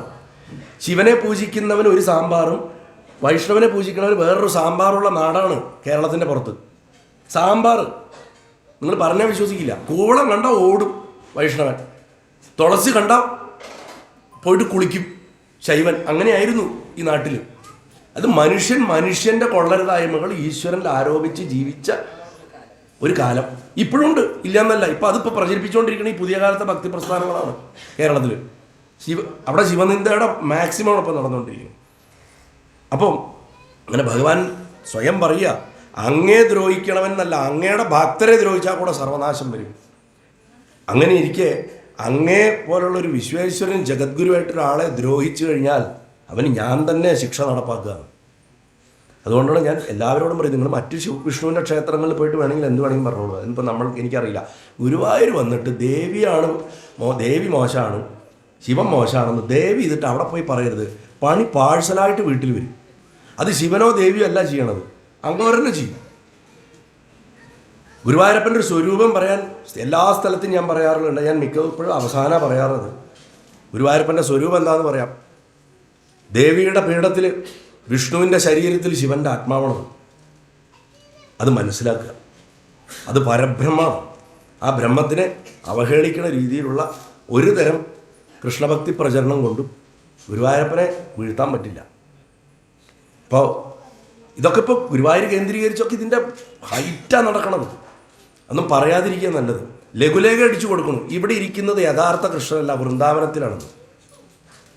അങ്ങനെ ലഘുലേഖ അടിച്ചു കൊടുത്തവർക്കൊക്കെ എന്ത് അനുഭവം ഉണ്ടായിട്ടുള്ളതെന്ന് ഗുരുവായൂർ ചെന്ന് അന്വേഷിച്ചാൽ മനസ്സിലാവും. മനുഷ്യരൊന്നും ചെയ്യേണ്ട ആവശ്യമില്ല. ഗുരുവായൂരപ്പൻ്റെ കാര്യത്തിലുള്ള പ്രത്യേകത എന്താ വെച്ചാൽ, നമ്മൾ അദ്ദേഹത്തിൻ്റെ ഉപകരണമായിട്ട് ചെയ്യേണ്ട കാര്യങ്ങൾ ചെയ്തു കൊടുത്താൽ മതി. ബാക്കി ആ പ്ലേ ഗ്രൗണ്ടിൽ മൂപ്പരം കൂടെ ഇറങ്ങി കളിക്കും. നമ്മൾ വേണ്ടത് പന്ത് അടിച്ചിട്ട് ഗാലറി വന്നാൽ പന്ത് അങ്ങോട്ട് ഇട്ട് കൊടുക്കുക വീണ്ടും, അത്രേ വേണ്ടൂ. നമ്മളായിട്ട് ഇറങ്ങി കളിക്കണ്ട, നമ്മളിരുന്ന് കളി കാണുക. അതിന് ഇത്രയും പ്രത്യക്ഷമായിട്ട് അനുഭവം വരണ വേറൊരു സ്ഥലം കാണില്ല. ഈ മൃഗാസുരൻ്റെ കഥ പറയുമ്പോൾ ഒക്കെ ഞാൻ ഗുരുവായൂരപ്പൻ്റെ ആ രീതികളെ എപ്പോഴും ആലോചിക്കാറുണ്ട്. അതിനുശേഷം ത്രിമൂർത്തികളിലെ ആരാണ് മഹത്വമുള്ളവെന്ന് ഋഷിമാർ പരീക്ഷിക്കാൻ ശ്രമിക്കുന്നതും അന്നും വിസ്തരിക്കുന്നില്ല ഞാൻ. ബ്രഹ്മദേവൻ, അതേപോലെ ശിവൻ, ഇവരെ രണ്ടുപേർക്കും മുകളിലായിട്ട് ക്ഷമാശീലമുള്ളവനായിട്ട് ഭൃഗുമഹർഷി നാരായണനെ അവരോധിക്കുന്നു. ഭൃഗുമഹർഷി ഓരോ സ്ഥലത്തും ചെന്നിട്ട് അവഹേളിക്കും. ഭൃഗുവിൻ്റെ അച്ഛനാണ് ബ്രഹ്മാവ്. അപ്പോൾ ബ്രഹ്മാവിനെ മാനിച്ചില്ല. അപ്പോൾ അച്ഛൻ എന്നുള്ള നിലയ്ക്ക് ദേഷ്യം വന്നു. ശിവൻ്റെ അടുത്തും ഇതേമാതിരി അവഹേളനം ചെയ്തു. ശിവൻ ദേഷ്യപ്പെട്ടു. നാരായണൻ യോഗനിദ്രയിൽ കിടക്കുമ്പോൾ എന്നെ കണ്ടിട്ട് നീ എണീച്ചില്ലേ എന്ന് ചോദിച്ചിട്ട് പോയിട്ട് ഗുരുവായൂരപ്പൻ്റെ നെഞ്ചത്തൊരു ചവിട്ട് വെച്ചു. ആ രത്നത്തോടു കൂടി ചേർന്നിട്ട് അത് ചവിട്ട് കൊണ്ടത്. മഹാലക്ഷ്മി ഇരിക്കുന്ന സ്ഥലത്ത് ചവിട്ട് കൊണ്ടത്. വെങ്കടാചല മഹാത്മ്യത്തിലൊക്കെ പറഞ്ഞത് ഭഗവാൻ അപ്പോഴും കാലെടുത്തിട്ട് പിടിച്ചിട്ട്, അയ്യോ അങ്ങയുടെ കാല് വേനിച്ചു എൻ്റെ ആഭരണത്തിൽ കൊണ്ട് എന്ന് ചോദിച്ചു. കൂട്ടത്തിൽ ഭൃഗുവിന് കാലിൻ്റെ അടിയിൽ ഒരു കണ്ണുണ്ടായിരുന്നു അത്ര, അതിനെ മെല്ലെ നശിപ്പിച്ചു കളഞ്ഞു എന്ന് വെങ്കടാചല മഹാത്മ്യത്തിലുണ്ട്, ഭാഗവതത്തിലില്ല. ഒന്ന് ആലോചിച്ച് നോക്കൂ. ഈ രണ്ട് ദേവന്മാർ, രണ്ട് ഭക്തന്മാർ കൊടുത്ത മുറിവും പേറിയിട്ടാണ് ഇന്നും നടക്കണം. ഭക്തൻ്റെ ചവിട്ടിനെ നെഞ്ചിൽ ശ്രീവത്സം എന്ന് പറഞ്ഞ് കൊണ്ടു നടക്കുന്നു. ഭൃഗു പണ്ട് ചവിട്ടിയ പാടാണ് ഈ ശ്രീവത്സം എന്ന് പറഞ്ഞ മറുക്. ഗാന്ധീവം കൊണ്ട് അർജുനൻ തലക്കടിച്ചതാണ്. ഭഗവാന്റെ മുടി ഒന്ന് പൊക്കി നോക്കിയാൽ കാണാം ശിവൻ്റെ ഒരു ഗംഭീര മുറിവ് കിടപ്പുണ്ട് ഇന്നും. ഇവർ ഈ രണ്ട് പാടുകളും കൊണ്ടാണ് ഈ രണ്ട് ദേവതാ സങ്കല്പങ്ങളും നമ്മുടെ മുന്നിൽ ഇന്നും ആവിർഭവിക്കുന്നു. ഭഗവാന് വേണമെങ്കിൽ നിമിഷാർത്ഥം കൊണ്ട് നമ്മൾക്കിവിടെ ഒരു പാട് വന്ന എന്താ അവസ്ഥ അല്ലേ, നമ്മുടെ എന്തൊക്കെ ക്രീം വാരി തേക്കും അല്ലേ, ഒന്ന് പൊള്ളിയതാണ് എണ്ണ പിന്നെ ഉരയ്ക്കാൻ ഇവിടെ ചവിട്ട് കൊണ്ട പാട് ആഭരണമായിട്ട് ശ്രീവത്സം, ശ്രീവത്സലക്ഷ്മം കളശോഭി കൗസ്തുഭം അല്ലേ? ആ ശ്രീവത്സം ഭൃഗുവിൻ്റെ കാൽപ്പാടം, ആ കഥ പറയണം. അതിനുശേഷം പ്രസിദ്ധമായിട്ടുള്ള സന്താനഗോപാലൻ കഥ പറയണം. സന്താനഗോപാലൻ ഞാൻ വിസ്തരിച്ച് പറഞ്ഞിട്ടുണ്ട്. സന്താനഗോപാലത്തിന് ബ്രഹ്മാകാര വൃത്തിയുടെ കഥയാണ് ശരിക്കത്. അത് കുട്ടികളെ ഒരു കുഞ്ഞുങ്ങളുണ്ടാവാൻ വേണ്ടിയിട്ടുള്ളൊരു കഥയല്ല എന്ന് വെച്ച് പ്രാർത്ഥിച്ച് കഴിഞ്ഞാൽ കിട്ടാതിരിക്കില്ല. നമ്മൾ തൃപ്പൂണിത്തറയിൽ പൂർണ്ണത്രയീശനായിട്ട് ഭഗവാൻ ഇരിക്കുന്നത് ആ ഭാവത്തിലാണ്. അർജുനൻ ദ്വാരകയിൽ താമസിച്ചിരുന്ന കാലത്ത് ഒരു ബ്രാഹ്മണൻ്റെ പത്നി പ്രസവിക്കുന്ന കുട്ടികളൊക്കെ ഭൂസ്പർശം പെറ്റ് വീണാൽ കൂട്ടനെ മരിച്ചു. അങ്ങനെ ആ ബ്രാഹ്മണൻ വന്നിട്ട് പരാതിമണി അടിച്ചിട്ട് ഈ പരാതി പറയൽ ആര് തിരിഞ്ഞ നോക്കുന്നില്ല. ബലരാമൻ ശ്രദ്ധിക്കുന്നില്ല, കൃഷ്ണൻ ശ്രദ്ധിക്കുന്നില്ല, സാത്വികി ശ്രദ്ധിക്കുന്നില്ല, കൃതവർമാവ് ശ്രദ്ധിക്കുന്നില്ല. അപ്പോൾ അർജുനൻ വിചാരിക്കേണ്ടത് എന്താ ഇത്രയും മഹത്തുക്കളുള്ള ഒരു രാജ്യത്ത് ഒരാൾക്ക് ഇത്രയും ദുഃഖകരമായിട്ടുള്ളൊരു അനുഭവം ഉണ്ടായിട്ട് ഇയാളാണെങ്കിൽ ഓരോ കുട്ടി മരിച്ചു കഴിഞ്ഞാലും വന്നിട്ട് അവിടെ വന്ന് കരയേണ്ടതെന്ന് അർജുനന് മനസ്സിലായി. അപ്പോൾ മൂപ്പര് അവിടെ ഇറങ്ങി ചെന്നു. അർജുനൻ അപ്പോഴേക്കും താൻ പോരുമ കയറി സഹായിക്കാനുള്ള മെൻറ്റാലിറ്റി. അപ്പോൾ അവിടെ പോയി ചോദിച്ചു. അപ്പോൾ അവിടെ സംസാരിച്ചപ്പോൾ കാര്യം മനസ്സിലായി. അപ്പോൾ ഞാനുണ്ടല്ലോ, ഞാൻ കൃഷ്ണൻ രാമനൊന്നുമല്ല, ഞാൻ പറഞ്ഞത് ചെയ്യണ ആളാണ്, ഞാൻ രക്ഷിക്കാതെ പറഞ്ഞു. അപ്പോൾ ബ്രാഹ്മണൻ പറയും വെറുതെ പറ്റാത്തത് ഏൽക്കണ്ട, അവർക്ക് പോലും പറ്റാത്തതാണ് എന്ന് പറയും. അത് കേൾക്കില്ല അദ്ദേഹം. ഞാൻ നോക്കാം, അടുത്ത് പ്രഗ്നൻ്റ് ആകുമ്പോൾ പറയും ഞാൻ വന്നിട്ട് രക്ഷിക്കാം എന്ന് പറഞ്ഞു. അങ്ങനെ പ്രസവത്തിൻ്റെ കാലം എടുത്തു. ബ്രാഹ്മണ പത്നിക്ക് അർജുനൻ പോയിട്ട് ശരം കൊണ്ടിട്ടുള്ളൊരു വീടുണ്ടാക്കി, ഈറ്റില്ലം. അതിൻ്റെ ഉള്ളിൽ അവളെ കയറ്റി പരിചാരികമാരോട് ഉള്ളിൽ കയറ്റി ഇത് അടച്ച് അദ്ദേഹം പുറത്ത് ഗാന്ധിയുമായിട്ട് കാവൽ നിൽക്കുക. കുട്ടിയുടെ കരച്ചിൽ കേട്ട് ഒരു സെക്കൻഡ് ആകുമ്പോഴേക്കും അയ്യോ കുട്ടി മരിച്ചല്ലോ എന്ന് പറഞ്ഞിട്ട് നിലവിളി. സംഭവം നോക്കുമ്പോൾ കുട്ടിയുടെ ജഡം പോയില്ല, ജഡത്തോടെ കാണാതായി. അപ്പോൾ ബ്രാഹ്മണൻ പറയും കഴിഞ്ഞ 9 എണ്ണത്തിലും എനിക്ക് അറ്റ്ലീസ്റ്റ് ശവസംസ്കാരത്തിന് ജഡമെങ്കിലും കിട്ടിയിരുന്നു. ദുഷ്ട നീ വന്നപ്പോൾ 10ാമത്തെ കുട്ടിയെ ബോഡി പോലും കാണാണ്ട പോയി എന്ന് പറഞ്ഞ് ചീത്ത പറയും. അപ്പം അർജുനൻ തന്നെ കൊണ്ട് ഈ കുട്ടിയെ വീണ്ടെടുത്ത് കൊണ്ടുവരാൻ സാധിച്ചില്ലെങ്കിൽ താൻ അഗ്നിപ്രവേശം ചെയ്യുമെന്നും പറഞ്ഞിട്ട് വരുണൻ്റെ ലോകത്തും യമൻ്റെ ലോകത്തും മറ്റ് ലോകങ്ങളിലൊക്കെ പോയിട്ട് നോക്കി തകർന്ന് തിരിച്ചു വന്നു. ഒരു സാധകൻ താൻ പോരിമയോട് കൂടിയിട്ട് തൻ്റെ സിദ്ധികളിൽ അമിത വിശ്വാസം വെച്ചിട്ട് ഉപാസനയ്ക്ക് ഇറങ്ങിക്കഴിഞ്ഞാൽ എന്ത് സംഭവിക്കും എന്നുള്ളതാണ് സന്താനഗോപാലൻ കഥ. ബ്രാഹ്മണൻ്റെ ഓരോ കുട്ടിയും ബ്രഹ്മാകാര വൃത്തിയാണ്. ബ്രഹ്മത്തിലേക്ക് നമ്മുടെ മനസ്സ് പോകുന്ന ഓരോ തോട്ടാണ് ആ ഓരോ കുട്ടി. ഭൂമി എന്ന് പറഞ്ഞു കഴിഞ്ഞാൽ ലൗകികമാണ്. കുട്ടി ഭൂമിയിൽ വീണാൽ മരിക്കുന്നു. നമ്മൾ ലൗകികം തൊട്ടാൽ മരിക്കും നമ്മുടെ ബ്രഹ്മചിന്ത. അങ്ങനെ 9 പ്രാവശ്യവും നമ്മുടെ ബ്രഹ്മചിന്ത മരിച്ച് 10ാമത്തെ തവണ 10 പ്രാണനാണ് നമുക്ക്, മറക്കരുത്. 9 വഴിക്കും തീർന്നു. ആ ഇന്ദ്രിയങ്ങൾ കൊണ്ടുള്ള മാർഗങ്ങളിലൊക്കെ നമ്മളെ വിഷയത്തിലേക്ക് പിടിച്ചു വലിച്ചു. ഭഗവാന്റെ 6 ചേട്ടന്മാരുടെ കഥ പറഞ്ഞല്ലോ, അതൊക്കെ ആയിട്ടൊക്കെ കണക്റ്റഡാണ്. എന്താണെങ്കിലും നമുക്ക് ബ്രഹ്മചിന്ത ഉണ്ടെങ്കിൽ ആ ബ്രഹ്മചിന്ത കുറച്ച് നേരം ഗാർഭാവർ ലയിച്ചുകൊണ്ടിരിക്കുമ്പോഴാണ് അപ്പുറത്തുനിന്ന് കോളിംഗ് ബെല്ലടിക്കുക. അപ്പോൾ എണീച്ച് പോകണം. ബ്രാഹ്മണ ശിശു മരിച്ചു. രണ്ടാമത് വീണ്ടും ഇരുന്നു, നാമം ചോദിച്ചുകൊണ്ടിരുന്നു. ലയിച്ചൊന്ന് വരുമ്പോഴായിരിക്കും ഫോൺ അടിക്കുക, അതല്ലെങ്കിൽ പെട്ടെന്ന് അലാറം അടിക്കും, അതല്ലെങ്കിൽ വല്ലതും പൊട്ടിത്തെറിക്കും, അല്ലെങ്കിൽ ആരെങ്കിലും വീട്ടിൽ കയറി വരും. ഇതൊക്കെ സംഭവിക്കും. അപ്പോൾ ബ്രാഹ്മണ ശിശുക്കൾ മരിച്ചുകൊണ്ടേയിരിക്കുകയാണ് നമ്മുടെയൊക്കെ ജീവിതത്തിൽ. നമുക്ക് 9 എണ്ണമൊന്നുമല്ല, ലക്ഷം കോടി മരിച്ചു കഴിഞ്ഞു ഓൾറെഡി. അപ്പോൾ 10ാമത്തത് താൻ പോരിമയോട് കൂടിയിട്ട് താൻ അതിനെ സംരക്ഷിക്കുന്നു നമ്മൾ ഉപാസനയിൽ വിചാരിച്ചാൽ, ഭഗവാന്റെ സഹായം ഇല്ലാണ്ട് ചെയ്യാമെന്ന് വിചാരിച്ചാൽ അത് നടക്കില്ല. അതുകൊണ്ടാണ് ജ്ഞാനമാകുന്ന ബലരാമനും യോഗമാകണ കൃഷ്ണൻ ഈ ബ്രാഹ്മണൻ നിലവിളിച്ചിട്ടും തിരിഞ്ഞു നോക്കാണ്ട് മിണ്ടാണ്ടിരുന്നിരുന്നു. പക്ഷേ സാധകൻ താൻ പോരിമ വിചാരിച്ചിട്ട് എന്നെക്കൊണ്ട് തന്നെ ഇത് സോൾവ് ചെയ്യാൻ പറ്റും എന്ന് കരുതിയിട്ട് ഇറങ്ങി പുറപ്പെടുന്നു. അവിടെ സാധകൻ അവസാനം നിരാശനായിട്ട് അഗ്നിപ്രവേശം ചെയ്യേണ്ട അവസ്ഥ വരും.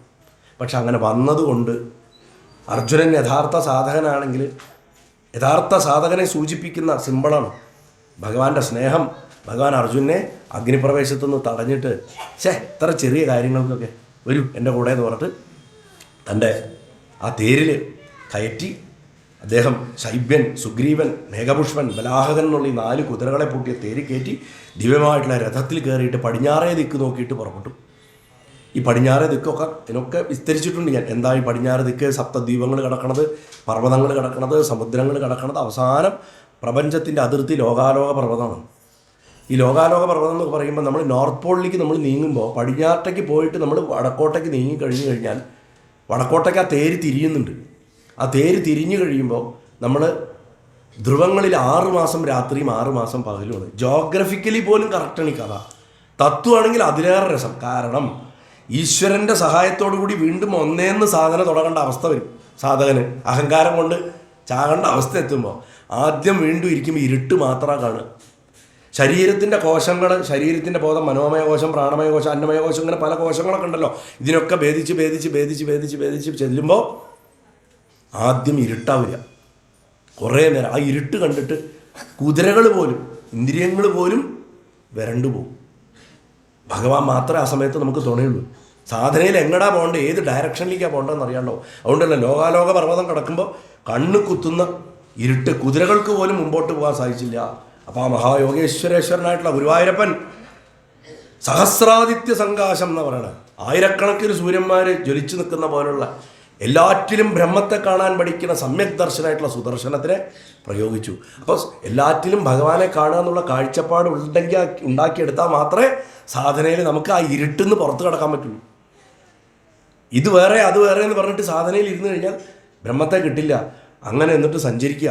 ആ സുദർശനത്തിനെ പിന്തുടർന്നിട്ട് കുറേ ദൂരം അങ്ങനെ സഞ്ചരിച്ചു കഴിഞ്ഞപ്പോൾ അനന്തമായിട്ട് ഇങ്ങനെ പരന്ന് കിടക്കണ, സർവ്വവ്യാപകമായിട്ട് നിൽക്കുന്ന ഒരു ജ്യോതിസ് കണ്ടു എന്നാണ് പറഞ്ഞത്. വെളിച്ചത്തിൻ്റെ ഒരു കടൽ കാണാറായി. ആ കടൽ കണ്ടപ്പോൾ അർജുനന് പിന്നെയും പേടി വരാൻ തുടങ്ങി. ഇതെന്താ, അത് എവിടേക്കായി പോണേ? സാധകൻ ബ്രഹ്മബോധം വരാൻ തുടങ്ങുന്നതിന് മുമ്പ് ചില ലക്ഷണങ്ങൾ കാണും, അപ്പോഴും പേടിക്കും. അപ്പം ഭഗവാനെ തേര് ഓടിക്കണം, ഭഗവാനെ മുറുകെ പിടിക്കണം അർജുനൻ പേടിച്ചിട്ട്. ഭഗവാന്റെ തോളത്ത് ഇങ്ങനെ പിടിക്കുകയാണ്. കാരണം എന്താ വെച്ചാൽ ഭഗവാൻ അങ്ങോട്ട് കുതിരകളെ അങ്ങോട്ട് പാറപ്പിക്കുക. അതിൻ്റെ നേരെ ഈ വെളിച്ചം കാണുന്നതോടുകൂടി ഭഗവാൻ തേരുകളുടെ ശക്തി വേഗത കൂട്ടി. കാരണം നമ്മളങ്ങനെയാണ്, നമുക്ക് ഇഷ്ടമുള്ള ഒരാളുടെ അടുത്തേക്ക് എത്താറാകുമ്പോൾ നമ്മൾ കാറിന് സ്പീഡ് കൂട്ടും. അല്ലെങ്കിലാണ് മെല്ലെ ലോസ്റ്റ് സ്പീഡിൽ പോവുക. എത്താൻ തീരെ താല്പര്യമില്ലെങ്കിൽ മെല്ലെ പോകും. ഭഗവാൻ പരബ്രഹ്മത്തിലേക്കുള്ള യാത്രയാണ്. അങ്ങനെ വീണ്ടും അതിനോട് അടുക്കുമ്പോൾ അർജുനൻ്റെ കണ്ണഞ്ചി പോയിട്ട് കുറച്ച് നേരത്തേക്ക് ഒന്നും കാണാൻ പറ്റാണ്ട് ആ വെളിച്ചം വന്ന് അങ്ങോട്ട് മൂടുക. ആ വെളിച്ചത്തിൻ്റെ ഉള്ളിലേക്ക് പ്രവേശിച്ചപ്പോൾ പിന്നെ കാണുന്നത് വലിയ തിരമാലകൾ കാണാൻ തുടങ്ങി. വെളിച്ചത്തിൻ്റെ തിരമാലകൾ, പാലിൻ്റെ തിരമാലകൾ. അപ്പോഴാണ് മനസ്സിലായത് ക്ഷീരാബ്ദിയിലേക്ക് പ്രവേശിച്ചിരിക്കുകയാണെന്ന്, പാൽക്കടലിലേക്ക് പ്രവേശിച്ചിരിക്കണമായിട്ട് കണ്ടു. അതിൻ്റെ അകത്തേക്ക് അങ്ങോട്ട് കയറി ചെന്നപ്പോൾ സമുദ്രമധ്യത്തിലേക്ക് അങ്ങോട്ട് ചെല്ലുമ്പോൾ നടുക്കടലിലായിട്ട് അതിമനോഹരമായിട്ടുള്ള രത്നസ്തംഭങ്ങളോട് കൂടിയിട്ട് ഒരുപാട് സൂര്യന്മാർ ഉദിച്ചുയർന്ന പോലുള്ള തേജസ്സോട് കൂടിയിട്ട് ഒരു മനോഹരമായിട്ടുള്ളൊരു പട്ടണത്തിനെ കാണാറായി, ഒരു ദ്വീപ് പോലെ. ആ ദ്വീപിലേക്ക് പ്രവേശിച്ചു.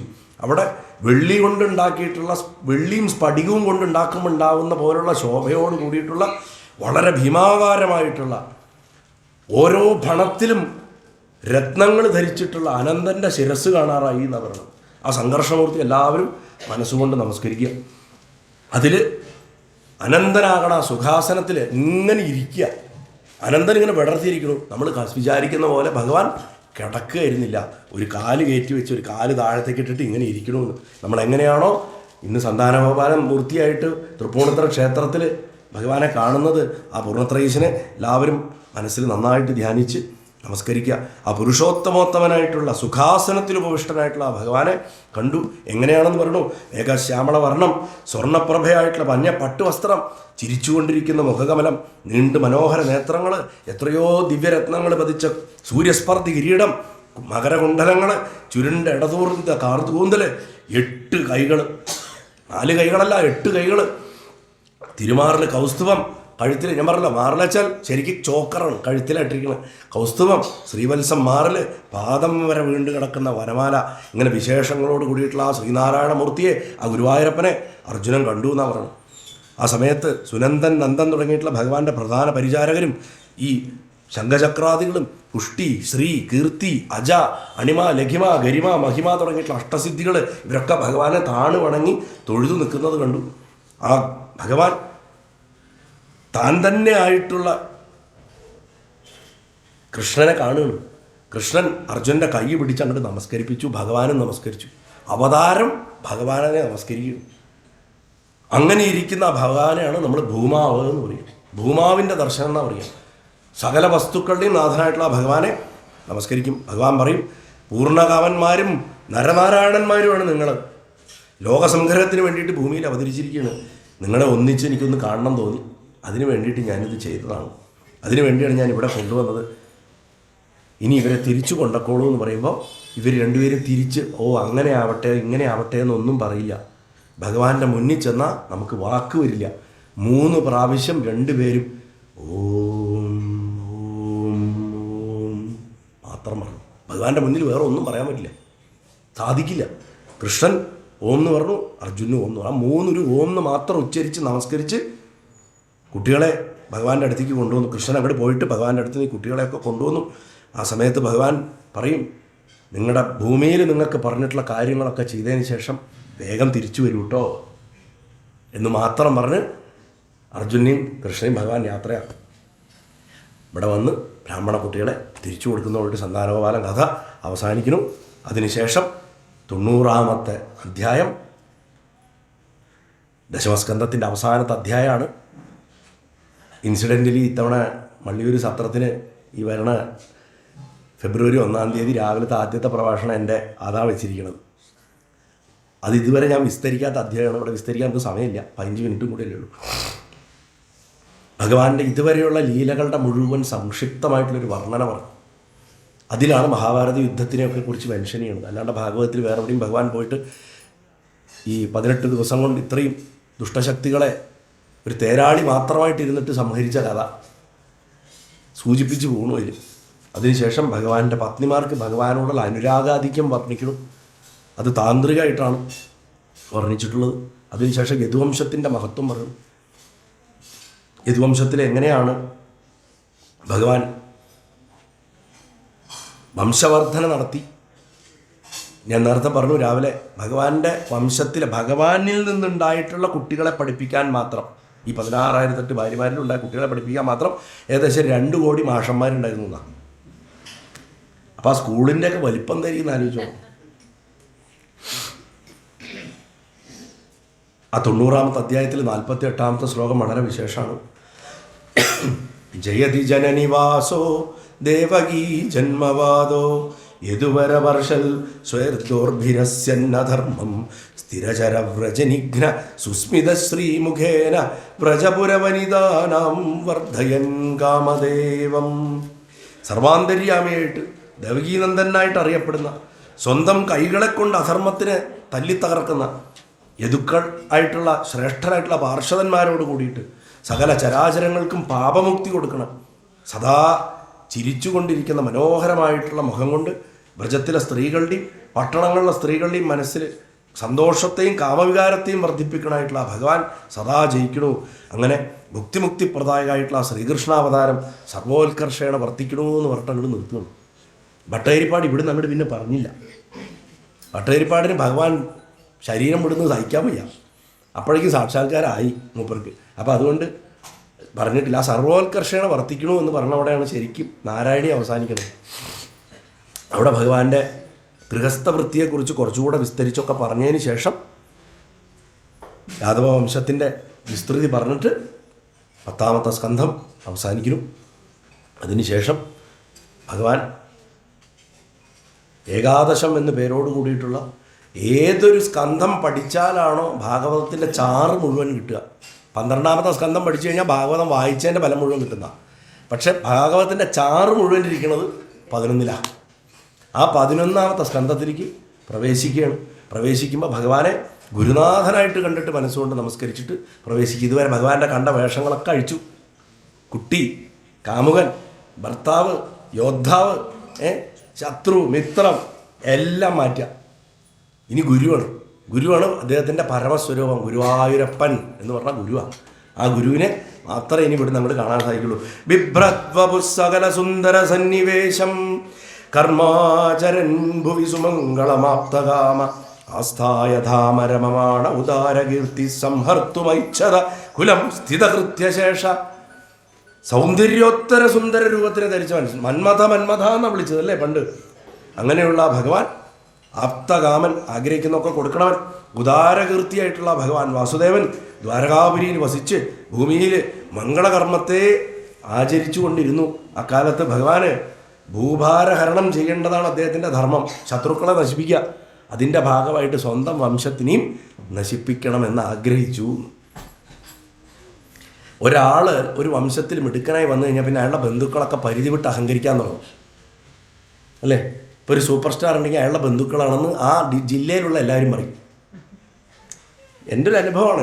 നമ്മളിങ്ങനത്തെ ആൾക്കാരുമായിട്ട് ധാരാളം കാണുന്നതുകൊണ്ട് അവർ പറയും, ചോദിച്ചാൽ എന്താ ഏതോ വകയിലെ അപ്പുറത്തെ വീടിൻ്റെ അവിടെ എവിടെയാണ്, പക്ഷെ ചോദിച്ചാൽ പറയും ആൾ നന്നായാൽ പറയും അയാൾ നമ്മുടെ സ്വന്തം ആളല്ലേ, എൻ്റെ വീട്ടിലല്ലേ കളിച്ച് വളർന്നത് എന്നൊക്കെ പറഞ്ഞു. അപ്പോൾ ഈ ധാർഷ്ട്യം തന്നെ സംഘടനകളിൽ വരുമ്പോൾ എന്താ വെച്ചാൽ രക്ഷിക്കാൻ ഒരു അസുരൻ മുകളിലുണ്ടെന്നുണ്ടെങ്കിൽ എന്ത് വൃത്തികേടും കാണിക്കാമെന്ന് അണികൾക്ക് തോന്നും. അവർ ലോകം മുഴുവൻ ഡെവസ്റ്റേഷൻ അഴിച്ചുവിടും. ഏത് അസുരന്മാരുടെ എപ്പോഴും ഹേർഡ് മെൻറ്റാലിറ്റി എന്ന് പറയും. ഒരു ക്രൗഡിൻ്റെ സ്വഭാവം ശ്രദ്ധിച്ചറിയാം. ഒരുത്തം കാണിക്കുന്നതിനെ ബുദ്ധിയില്ലാണ്ട് പിന്തുടർന്ന് പോവുകയാണ് ചെയ്യുക. യാദവന്മാരും ആ അവസ്ഥയിലെത്തിയിരുന്നു. കാരണം ബലരാമനും കൃഷ്ണനും ജീവിച്ചിരിക്കാൻ ഞങ്ങളെ തൊടാൻ ആരുമില്ല എന്നവർക്ക് ശിശുപാല വധത്തോട് കൂടിയിട്ട് ബോധ്യം വന്നു.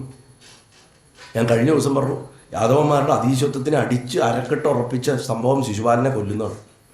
കൃഷ്ണൻ ഭാരതവർഷത്തിൽ ചോദ്യം ചെയ്യപ്പെടാത്ത ഒരു വ്യക്തിത്വമായിട്ട് മാറിക്കഴിഞ്ഞു. അതോടുകൂടിയിട്ട് നാച്ചുറലി ഭഗവാന്റെ ബന്ധുക്കളെന്നുള്ള നിലയ്ക്ക് അവരുടെയൊക്കെ അഹങ്കാരം 10 മടങ്ങ് വർദ്ധിച്ച് അവർ പല വിധത്തിലുള്ള അധർമ്മങ്ങളും ചെയ്യാൻ തുടങ്ങും. ഈ സമയത്താണ് ദേവന്മാരൊക്കെ വന്നിട്ട്, ബ്രഹ്മാദികൾ വന്നിട്ട് ഭഗവാനോട് പറയണത്, അങ്ങയുടെ അവതാര കാര്യം കഴിഞ്ഞു, അങ്ങ് ഒരുമാതിരിപ്പെട്ടവരെയൊക്കെ നശിപ്പിച്ചു. ചെറുപ്പം തൊട്ട് ജനിച്ച് 3-ാം ദിവസം തൊട്ട് കൊല്ലാൻ തുടങ്ങിയതാ. കൊല്ല് തന്നെ. നമ്മുടെ വിചാരം മൂപ്പരി ചിരിച്ച് ഓടക്കോളും എടുത്തിട്ട് നടക്കുകയായിരുന്നു എന്നാണ്. അങ്ങേരുടെ ലൈഫ് മുഴുവൻ കൊല്ലുക, കൊലപാതക പരമ്പരയാണ് ഗുരുവായൂരപ്പൻ്റെ ജീവിതം ഭൂമിയിൽ. ഞാൻ പല സ്ഥലത്തും പറയാറുണ്ടേ, ഒരുങ്ങൂർ നരസിംഹസ്വാമിയിലൊക്കെ പറഞ്ഞു, നരസിംഹം പാവാ, ഒരാളെ കൊന്നിട്ടുള്ളൂ. നരസിംഹം പാവാണ്, നരസിംഹം ആകെ ഒരാളെ കൊന്നിട്ടുള്ളൂ. ഇങ്ങോരുണ്ടല്ലോ കൊന്നു കൂട്ടിയതിന് കണക്കില്ല, ലക്ഷക്കണക്കിന് ആൾക്കാരെ കൊന്നു. സ്വന്തം കൈ കൊണ്ട് കൊന്നു, മറ്റുള്ളവരെ കൊണ്ട് കൊല്ലിച്ചു, ചതിച്ചു കൊന്നു, മായ കൊണ്ട് കൊന്നു. എങ്ങനെയൊക്കെ കൊന്നു കൂട്ടിയെന്ന് ചോദിച്ചാൽ നോക്കൂ. ജരാസന്ധനെ കൊണ്ട് എന്തിനാ 17 പ്രാവശ്യം ആക്രമിപ്പിച്ചതെന്ന് ഞാൻ പറഞ്ഞില്ലേ. കാരണം ഇവനെ ജീവനോടെ വിട്ടാലേ ഇവൻ പിന്നെയും കുറെ കൂടെ അലവലാദികളെയും കൊണ്ട് ഇങ്ങോട്ട് വരുള്ളൂ. അപ്പോൾ അവരെ കൊല്ലുക, എന്നിട്ട് വീണ്ടും പറഞ്ഞു വിടുക, അടുത്ത സെറ്റ് ആൾക്കാരെ കൊണ്ടുവരും, അവരെ കൊല്ലുക. ഇങ്ങനെ ഈ ദുഷ്ടന്മാരുടെ മുഴുവൻ, കാരണം അവതാരം എന്ന് പറഞ്ഞാലും മായാസംബന്ധി ആയതുകൊണ്ട് അതിനും ലിമിറ്റേഷൻ ഉണ്ട്. അതുകൊണ്ടാണ് ഭഗവാൻ പോയതിന് ശേഷം വീണ്ടും ഭൂമിയിൽ അധർമ്മം വർദ്ധിച്ചത്. അവതാരത്തിനും ലിമിറ്റേഷൻ ഉണ്ട്. നമ്മൾ പ്ലസ് പറഞ്ഞ മാതിരി മൈനസ് മനസ്സിലാക്കണം. ഇത് ഭഗവാൻ തന്നെ പറഞ്ഞിട്ടുള്ളതാണ്. ഞാൻ പോയാൽ ഭൂമി കലി ബാധിക്കും, പക്ഷേ അതിലേറ്റവും അപകടകാരികളാവുന്നത് എൻ്റെ സ്വന്തം ആൾക്കാരാണ്. അതുകൊണ്ട് അവരെ ഞാൻ ഉന്മൂലനാശം വരുത്തിയിട്ടേ ഞാൻ തിരിച്ചു വരുള്ളൂ എന്ന് സ്തുതിച്ച ദേവന്മാരോട് പറഞ്ഞു, കുറച്ച് ദിവസം തരൂ, ഞാൻ അതും കൂടെ ഒന്ന് തീർത്തിട്ട് ഐ വിൽ കം ബാക്ക് എന്ന് പറഞ്ഞയക്കും. എന്നിട്ട് അദ്ദേഹത്തിൻ്റെ ഇച്ഛ പോലെ ഒരു സംഭവം നടക്കും. ഈ നമ്മളൊക്കെ മക്കളുണ്ടാവാൻ പ്രാർത്ഥിക്കുന്നത് വംശം നന്നാവാനാണ്. ഞാനിത് പല സ്ഥലത്തും പറയാറുണ്ട്. എൻ്റെ വംശം നിലനിൽക്കണം, നല്ലോണം സമ്പാദിക്കണം, നല്ല മിടുക്കന്മാരായിട്ടുള്ള മക്കളുണ്ടാവണം എന്ന് പ്രാർത്ഥിക്കുക. ഇങ്ങോര് ശിവനെ 1 വർഷക്കാലം പാശുപതവ്രതം ഉപമന്യു മഹർഷിയുടെ ഉപദേശമനുസരിച്ചിട്ട് അനുഷ്ഠിച്ചു. പാശുപതവ്രതം എന്ന് പറഞ്ഞാൽ ദിവസത്തിൽ 1 നേരം 1 കൂടത്തിലെ മാത്രം കഴിക്കുക, 1 കൊല്ലക്കാലം. ബാക്കി ഫുൾ ടൈം ജപവും പൂജയാണ്. വിശപ്പൊന്നും വിഷയമല്ല. ഭഗവാനും ശാംഭവതിയും കൂടെ ഈ വ്രതം എടുത്തിട്ട് മഹാദേവൻ 1 വർഷത്തിന് ശേഷം പ്രത്യക്ഷനായി അമ്മയോട് കൂടിയിട്ട്, അപ്പോൾ എന്താ അങ്ങേക്ക് എൻ്റേന്ന് വേണ്ടത്, അങ്ങ് എന്നെ തപസ് ചോദിച്ചു. അതാദ്യം ഉപമന്യു ചോദിക്കുന്നുണ്ട്, കൃഷ്ണ അങ്ങ് എന്നെ കളിയാക്കുക, എൻ്റെ അടുത്ത് വന്നിട്ട് ശിവപൂജയ്ക്ക് ഉപദേശം ചോദിക്കണമല്ലോ ചോദിക്കും. അപ്പോൾ പറയും, ഞാൻ എൻ്റെ തന്നിഷ്ടന്മാരി കാണിച്ചാൽ നാളെ ലോകത്തുള്ളവരും തന്നിഷ്ടന്മാരി കാണിക്കും. ഒരു ഗുരു വേണം ഏത് അനുഷ്ഠാനത്തിനും ഉപദേശം സ്വീകരിക്കാമെന്ന് മാതൃക കാണിക്കണ്ടേ, അതുകൊണ്ട് അങ്ങേക്ക് എനിക്ക് ഉപദേശിച്ചു ഒരു പറയും. അങ്ങനെയാണ് ഉപമന്യു ഉപദേശിക്കുന്നത്. ഈ ശിവപുരാണത്തിലൊക്കെ ഒരു കഥ. വസ്ത്രാക്ഷേപം നടത്തുന്നു. അപ്പം ദേഹബോധം ഇല്ല, അതാണ് ആ പ്രായത്തിലേ അത് പറ്റുള്ളൂ. അപ്പം ഈ ഭഗവാൻ പ്രത്യക്ഷപ്പെട്ടപ്പോൾ കൃഷ്ണൻ പറയണു, എനിക്കൊരു മകൻ വേണം, അവൻ എൻ്റെ വംശത്തിനെ സംഹരിക്കണവനാവണം, എൻ്റെ കുലം നശിപ്പിക്കാനൊരു മകനെ തരൂ എന്ന് പറഞ്ഞ് പ്രാർത്ഥിച്ച ലോകത്തിലെ ആദ്യത്തെ അവസാനത്തെ ആൾ അദ്ദേഹമാണ്, കുടുംബം നശിപ്പിക്കാൻ. അപ്പോൾ ഭഗവാൻ കൊടുത്ത മകനാണ് ഈ സാമ്പൻ. അപ്പോൾ ശിവൻ അമ്പയോടുകൂടി വന്നതുകൊണ്ട് സാമ്പൻ എന്ന് പേരിട്ടു. ഈ സാമ്പൻ കാണാൻ അതിസുന്ദരനായിരുന്നു. അദ്ദേഹത്തിന് കുറച്ച് സ്ത്രൈണഭാവങ്ങൾ ഉണ്ടായിരുന്നു എന്നും പറയുന്നുണ്ട്. അതുകൊണ്ട് വേഷം കെട്ടിച്ച പെണ്ണാണ് തോന്നും. ദുര്യോധനൻ്റെ മകളെയാണ് കല്യാണം കഴിച്ചിരുന്നതൊക്കെ. ഈ സാമ്പനെ സ്ത്രീവേഷം കെട്ടിച്ചിട്ട് അവിടെ വന്ന സപ്തഋഷികളുടെ അടുത്ത്, അതിൽ വിശ്വാമിത്രാദികളൊക്കെ ഉണ്ട്, അവരുടെ അടുത്ത് പോയിട്ട് ഇവളപ്പം പ്രസവിക്കും, ഇവൾ ഗർഭിണിയാണ് എന്ന് പറഞ്ഞു. അപ്പോൾ അവർ പറഞ്ഞു, അവൾ വൈകാണ്ട പ്രസവിക്കും, ഇരുമ്പൊലക്കെ പ്രസവിക്കും, അതുകൊണ്ട് വംശവും നശിക്കുന്നു പറഞ്ഞിട്ട് അവർ പോയി. ഇത് ഉഗ്രസേനൻ്റെ അടുത്ത് പോയിട്ട് പറഞ്ഞു. ഭഗവാനെല്ലാം അറിയുന്നു ശരിക്കും. ഉഗ്രസേനൻ പറയും ആ ഇരുമ്പൊലയ്ക്ക് രാഗി പൊടിച്ച് കടലിൽ കലക്കാൻ പറയും. ചില കഥകളിലൊക്കെ ആചാര്യന്മാർ ഇങ്ങനെ മാറ്റി പറഞ്ഞിട്ടുണ്ട് ഭഗവാൻ പറഞ്ഞു എന്ന്. ഭഗവാൻ അതിൽ ഇടപെടുന്നില്ല ശരിക്കും. ഭഗവാൻ ആ വിധി അങ്ങോട്ട് വിട്ടുകൊടുക്കുന്നു. അപ്പോൾ രാഗി പൊടിച്ചിട്ട് അവസാനം നമ്മൾ ക്യാരറ്റ് ചുരണ്ടി എത്തുമ്പോൾ അവസാനം കഷ്ണം ബാക്കി വരും. അത് നമ്മളൊന്നുമില്ല കളയും, അല്ലെങ്കിൽ അതിനെ പൊട്ടിക്കുക, അല്ലെങ്കിൽ വായിട്ട് തിന്നും. ഇതാണ് പതിവ്. ഈ ക്യാരറ്റ് പോലെ ഒരു കഷ്ണം ബാക്കി വന്നു. ഇതെല്ലാം പൊടിയൊക്കെ കൂടെ ഇരുമ്പായോണ്ട് ചവയ്ക്കാൻ പറ്റില്ലല്ലോ. അതുകൊണ്ട് ഇതിനെടുത്ത് കടലിൽ കലക്കി നടുക്കടലിൽ കൊണ്ടിട്ടു. ഇത് മുഴുവൻ ഈ പൊടികൾ മുഴുവൻ കരയ്ക്കടിഞ്ഞ് കയറി തീരത്ത് വന്ന് ഏരകപ്പുല്ല്, ബ്ലേഡ് പോലുള്ള ഒരു തരം ഗ്രാസാണ്, ദർബയുടെ ഫാമിലിയിൽപ്പെട്ട പുല്ലുകളായി അതവിടെ കിടന്നു. അങ്ങനെ ഈ ഒരു കഷ്ണത്തിനെ ഒരു മീൻ വിഴുങ്ങി, ആ മീനിനെ കിട്ടിയ മുക്കുവൻ അത് ചന്തയിൽ വിറ്റു. അത് കീറിയ പാചകക്കാരന് ഇരുമ്പിൻ്റെ കഷ്ണം കിട്ടി, അത് ഒരു കൊല്ലന് വിറ്റു. കൊല്ലൻ അതുകൊണ്ട് അമ്പിൻ്റെ മൊനയുണ്ടാക്കി, അത് വേടൻ മേടിച്ചു. ശേഷം നിങ്ങൾക്കൊക്കെ അറിയുന്ന കഥയാണ്. അപ്പോൾ ഈ സംഭവങ്ങളൊക്കെ നടക്കുന്ന കാലത്ത് എന്തോ ഒരു വലിയ മോശം വരാൻ പോകുന്നുണ്ട് എന്നുള്ള ചിന്ത എല്ലാവരുടെ മനസ്സിലും വരാൻ തുടങ്ങി. വസുദേവർക്കൊക്കെ മനസ്സിന് തീരെ സമാധാനം പോയി. ആ കാലത്താണ് നാരദ മഹർഷി ഇവിടെ വന്നു ചേരണത്. നാരദന് ഈ ദക്ഷൻ്റെ ശാപം കാരണം ഒരു സ്ഥലത്തും അധികം ഇരിക്കാൻ പറ്റില്ല. ഇപ്പം സപ്താഹം നടത്തും നാരദ എന്ന് പറഞ്ഞാൽ നടക്കില്ല. 2 ദിവസം മാക്സിമം പ്രഭാഷണം നടത്താൻ പറ്റും. അത് കഴിഞ്ഞ് അദ്ദേഹത്തിന് അവിടെ നിന്ന് പോയേ പറ്റും. അത് കഴിഞ്ഞിട്ട് അടുത്ത വർഷം വേണമെങ്കിൽ സപ്താഹത്തിന് വിളിച്ചാൽ പിന്നത്തെ 2 ദിവസത്തെ വിഷയം വന്ന് പറയും. കാരണം നിവൃത്തിയില്ല. കാരണം അദ്ദേഹത്തിന് ഒരു സ്ഥലത്ത് ഇരിക്കാൻ പറ്റില്ല. അപ്പോൾ ഭഗവാനെ എത്ര സേവിച്ചാലും അദ്ദേഹത്തിന് തൃപ്തിയാവില്ല. അങ്ങനെ ഇരിക്കുമ്പോൾ അദ്ദേഹം ഇവിടെ വന്ന് വസുദേവനെ കണ്ടു. വസുദേവർ വളരെ വിഷമായിട്ട് ഇതൊക്കെ പറഞ്ഞു. ഞാൻ എങ്ങനെയാണ് ഒരു ദുഃഖം, എന്തോ ഒരു ശരിയല്ലായ്മയുണ്ട് എന്നൊക്കെ പറഞ്ഞ് മനസ്സിൻ്റെ യഥാർത്ഥ ശാന്തിയുടെ കാരണങ്ങൾ, അതിൻ്റെ മാർഗങ്ങൾ അന്വേഷിക്കുമ്പോൾ ബ്രഹ്മാവ് പറയും, നാരദൻ പറയും, ഞാൻ അദ്ദേഹത്തിൻ്റെ പൂർവ്വവൃത്താന്തമൊക്കെ സൂചിപ്പിച്ചുകൊണ്ട് ഞാൻ ബ്രഹ്മാവിൻ്റെ മകനായിട്ട് ജനിച്ച് ഭഗവാന്റെ നാരായണൻ്റെ പരമഭക്തനായിട്ട് നടന്ന് പഠിച്ച കാര്യങ്ങൾ ഞാൻ കുറച്ച് പറയാം എന്ന് പറഞ്ഞിട്ട്, പണ്ട് ഋഷഭൻ്റെ 100 മക്കളിൽ 9 പേര് യോഗികളായി പോയിരുന്നു. അത് ഞാൻ പണ്ട് പറഞ്ഞിട്ടുണ്ട്. നമ്മൾ കഴിഞ്ഞ ദിവസങ്ങളുടെ ഋഷഭാവതാരം പറയുമ്പോൾ ആ നവയോഗികൾ, ദ്രുമിളൻ, കവി എന്നൊക്കെ പറഞ്ഞിട്ട് അവർ പണ്ട് നിമി എന്ന് പറയുന്ന ചക്രവർത്തിക്ക്, ആരാ നിമി? നമ്മുടെ കൺപോളയിൽ ഇരിക്കുന്ന ആളെന്നെ, സീതയുടെയൊക്കെ മുതുമുത്തച്ഛ ജനകവംശത്തിൻ്റെ തുടക്കത്തിലുണ്ടായിരുന്ന അദ്ദേഹത്തിന് ഭാഗവത ധർമ്മങ്ങളെ ഉപദേശിച്ചത് ഞാൻ പറയാം. ആദ്യം ആ 9 പേരുടെയും പേരൊന്ന് പറയാം. അവരൊക്കെ മനസ്സുകൊണ്ട് നമസ്കരിക്കുക. കവി, ഹരി, അന്തരീക്ഷൻ, പ്രബുദ്ധൻ, വിപ്പലായനൻ, ആവിർഹോത്രൻ, ദ്രുമിളൻ, ചമസൻ, കരഭാജനൻ. ഇങ്ങനെ 9 പേരാണ് ആത്മവിദ്യാവിശാരദന്മാരായിട്ടു. പണ്ട് നമ്മുടെ ചേന്നമംഗലം ബാല്യത്ത് വർഷങ്ങൾക്ക് മുമ്പ് കാശിതമ്പുരാൻ, തോട്ടം, വാഴക്കുന്നുണ്ടായിരുന്നു എന്നറിയില്ല. വാഴക്കുന്നത്തിന് വളരെ പ്രായമായിട്ടുണ്ടാവുണ്ടെങ്കിൽ, പിന്നെ ആഞ്ഞൻ തിരുമേനിക്ക് ചെറുപ്പം, അതേപോലെ തന്നെ തിരുമേനിയുടെ അച്ഛൻ, ഇവരെല്ലാവരും കൂടെ ഒരു വായനയുണ്ടായിത്രേ. ഇത് അവിടുത്തെ ഒരു തമ്പുരാട്ടി, അവർ തന്നെ അവരുടെ 10-90 വയസ്സുള്ളപ്പോൾ ഒരു മഹാഭാഗ്യവതിയായിരുന്നു. അവർ മരിച്ച ദിവസം എനിക്കുണ്ടായ ഗുരുവായൂരമ്പലത്തിലുണ്ടായ ഒരു അനുഭവം ഞാൻ പറഞ്ഞിട്ടുണ്ട് മുമ്പ് ഭാഗവതത്തിൻ്റെ അവിടെ. അവർ ഉള്ളിലേക്ക് തൊഴാൻ പോണതായിട്ട് ഞാൻ കണ്ടു കൊടിമരത്തിൻ്റെ അവിടുന്ന്. ഉത്സവപീരീഡ് എന്നായിരുന്നു 2022. കുറച്ച് കഴിഞ്ഞ് ഞാൻ പുറത്തു വന്ന് ഫോൺ എടുത്ത് നോക്കുമ്പോൾ അരമണിക്കൂർ മുമ്പ് അവർ മരിച്ച വിവരം അവരുടെ മകൾ എനിക്ക് അയച്ച മെസ്സേജ് ഞാൻ കണ്ടിരുന്നു. ഞാൻ ആ അമ്മ നാലമ്പലത്തിൻ്റെ അകത്തേക്ക് പോണതുകൊണ്ട് എന്നിട്ട് ഞാൻ വിചാരിക്കുകയും ചെയ്തു, ഈ അമ്മ എങ്ങനെ വന്നു, ആരാ കൂടെ വന്ന്, അവരുടെ മകൾ കൂടെ വന്നിട്ടില്ലല്ലോ എന്നൊക്കെ ആലോചിച്ചു. ഇത് ഞാൻ കഴിഞ്ഞ ഭാഗവസത്രത്തിൽ കൂടെ ഞാൻ പറഞ്ഞിട്ടുണ്ട്. ആ ശേഷാനന്ദസ്വാമിക്കൊക്കെ ഈ കഥ അറിയാം, ഇതുണ്ടായത് ചിന്താമിഷനിൽ. അപ്പം ആ അമ്മ എനിക്ക് പറഞ്ഞു തന്ന കഥയാണ്. അവരുടെ ചെറുപ്പത്തിൽ ഇവരെല്ലാവരും, ഈ മഹാത്മാക്കളൊക്കെ, തിരുമേനിയുടെ അച്ഛനടക്കം, വള്ളിയൂർ ഭാഗവതംസം, വള്ളിയൂർ ശങ്കരനമ്പൂരിയൊക്കെ ഒന്ന് വളരെ ചെറുപ്പമാണ്. ഇവരെല്ലാവരും ഇരുന്നിട്ട് അവിടുത്തെ സഹസ്രനാമപരയിൽ ഇരുന്നിട്ട് ഈ നിമിയുടെ നവയോഗി സംവാദം വായിക്കുക. അത് വായിച്ചുകൊണ്ടിരിക്കും. ഈ സഹസ്രനാമപര പറഞ്ഞു കഴിഞ്ഞാൽ ചേന്നമംഗലത്ത് പാലിയത്ത് പെൺകുട്ടികൾ ഗർഭിണികളായ അവർക്കുള്ള വെണ്ണ ജപിക്കുക, സഹസ്രനാമം ജപിക്കാനൊക്കെ ആയിട്ടൊരു പെരയാണ്. അവിടെയാണ് ഈ സപ്താഹം നടക്കുക. ഈ സപ്താഹം നടന്നുകൊണ്ടിരിക്കുമ്പോൾ ആരോ ഒരാൾ പുറത്ത് എന്തോ ഒരു ആവശ്യത്തിന് വന്നപ്പോഴത്രേ ഈ സഹസ്രനാമപരയുടെ മേൽക്കൂരിൻ്റെ മുകളിൽ വലിയായിട്ട് 9 കൃഷ്ണപ്പരുന്തിരിക്കുന്നു. ഇങ്ങനെ ഇത് കേട്ടോണ്ട് വായന കഴിഞ്ഞ് വന്ന് എല്ലാവരും നമസ്കരിച്ചു എന്നല്ലേ. അത് കഴിഞ്ഞ് ഈ നവയോഗി ഭാഗം വായിച്ചു കഴിഞ്ഞതും 9 പേരും പറന്നുപോയി എന്ന്. അപ്പം ഇതൊക്കെ അത്ര പ്രത്യക്ഷത്തിൽ അവരൊക്കെ ഇന്നും ഭൂമിയിൽ സഞ്ചരിക്കുന്നവരാണ്. അപ്പം ഈ നിമിയുടെ യാഗശാലയിൽ വന്ന് നിമി ആത്മോപദേശമായിട്ട് ചോദിക്കുമ്പോൾ ഈ നിമി നവയോഗി സംവാദം വിസ്തരിച്ചിട്ട് പറഞ്ഞു കൊടുക്കണം.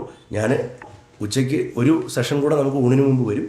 ആ സമയത്ത് നിമി നവയോഗി സംവാദം പറഞ്ഞ് ഉദ്ധവോപദേശത്തിനെ കുറച്ചൊന്ന് വിസ്തരിച്ച് വയ്ക്കും. നാരായണാഖില ഗുരോ ഭഗവൻ നമസ്തേ. ഗുരുവായൂരപ്പ ശരണം. സർവേശ്വര നാരായണ നാരായണ. സ്വാമിയേ ശരണമയ്യപ്പ.